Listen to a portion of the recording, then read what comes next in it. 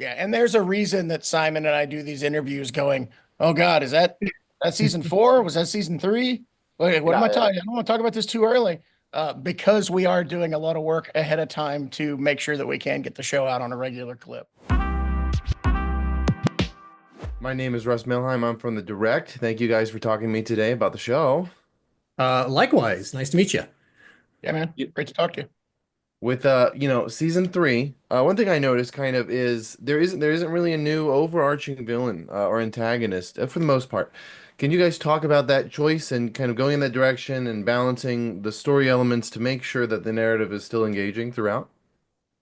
Yeah, I think that I think that saying that Angstrom Levy was the overarching villain in the second season, there's still a ton of other stories that happened in that season that really kind of filled out the narrative.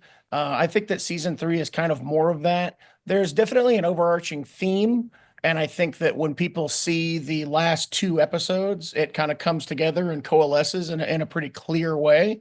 And I think that there's a danger that's looming, and there's a overall sense of what's coming that I think is kind of replacing the overarching villain in the first six episodes, at least, if I could sound cryptic. But despite there not being any new villain, someone who does get a spotlight is Cecil, who does kind of you know get into a little disagreement with Invincible. Can you talk about bringing him into the spotlight in a new way and finally getting to shed some light on just who he is as a character that audiences haven't seen yet? Well, I mean, I'll start by calling out Walton Goggins. His performance has really defined that character in some really cool ways and has definitely allowed Simon and I to try to find ways to, push that narrative as much as we possibly can from what was there in the comics. I think that Cecil is a character that has been very present from the first season on, and I think that we all kind of, over the course of the first two seasons, got a sense of who he was as a human being. And I think that a lot of that kind of led to some brewing conflict that is now coming to a head with season three. There's just certain things that he believes and a certain way of operating that was inevitably going to come into conflict with Invincible at some point, and that's finally happening in this season. Yeah, like Robert said, I mean, Cecil's story was there in the books. We just found a couple places where we could sort of just go a little deeper, spend a little more time on it, show you a bit more of his backstory, and just let you know where he's coming from. I think one of the great things about the comic and hopefully the show is that no one's truly all evil, no one's truly all good. They're all shades of gray. They're all somewhere between those extremes, and they move depending on the circumstance of the show. And Cecil's just one of those characters that we got to show a little bit more about what he actually believes, what he stands for. And like Robert said, that brings him into conflict with some other characters in the series. The break between seasons two and three was kind of like a perfect size, roughly 1 year. Can fans hope for a similar gap between this and like season four? Is that kind of a cadence you want to keep going? I would prefer they did that than complain about how long it takes for this show to come out at all times. That's fair. I will say, hey, three seasons in 4 years, not so bad. Good. And I think that the cadence of season two and three is much more representative of how we will be going forward than the gap between one and two. Yeah.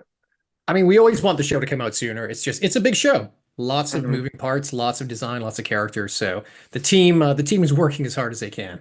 Yeah, and there's a reason that Simon and I do these interviews going, oh God, is that season four? Was that season three? Wait, what am Yeah, I yeah. talking? I don't want to talk about this too early. Because we are doing a lot of work ahead of time to make sure that we can get the show out on a regular clip. Last question for you both. Invincible gets a new suit this season, donning his blue and black attire. And this suit is, in just reading and talking to other fans, it's often compared to that of when Spider-Man has his symbiote suit, and just that things just don't work out. It's a darker era of his life. How much did you tailor the story to kind of, emphasize that element of Mark's life? Yeah, that's definitely by design. When Corey Walker, Ryan Otley, and I were doing the comics, we very much tried to play up the tropes of the comic industry. The superhero getting the new costume is something that happens in almost every superhero story. There's a lot of stories that come from that change.